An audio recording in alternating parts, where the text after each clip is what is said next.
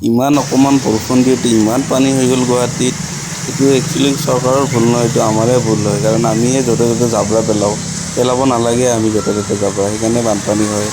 আৰু গুৱাহাটীত বাৰু হয়ে দেচোন বানপানী, তথাপিও আমি অলপ চেফ চাইডকৈ জাবৰাটো পেলাব লাগে, তেতিয়া ভাল আৰু যাতে ড্ৰেইনবিলাক জাম নহয়, যাতে প্ৰব্লেম নহয়। কাৰণ সেই আমাৰ কাৰণে আজি ৰাস্তাত প্ৰব্লেম হৈ আছে অহা যোৱা কৰা।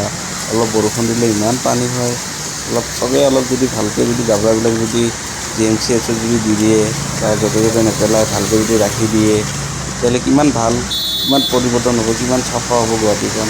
আপোনালোকে ভাবকচোন একবাৰ, কিমান ভাল কৰি ৰাখিব পৰা যাব আমাৰ গুৱাহাটী চহৰখন। অলপ ভাবিব আপোনালোকে, কোৱা কাৰণে বেয়া নাপাব, কাৰণ আমি গুৱাহাটীখন চাফা কৰি ৰাখিব লাগে। ধন্যবাদ।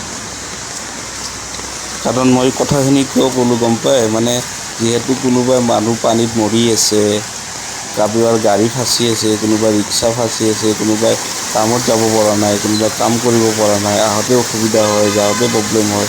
তো সেইটো ভাবি কিনে যদি আমি গুৱাহাটীখন অলপ পৰিৱৰ্তন কৰি ৰাখিব পাৰোঁ, আৰু নানান ধৰণৰ বিভিন্ন ধৰণৰ গুৱাহাটীত মানুহ কাম কৰি আছে, সেই হিচাপত ময়ো এজন কাম কৰি আছোঁ, তো সেই হিচাপত আমিও ভালকৈ ৰাখিব লাগে চহৰখন, নহয় জানো?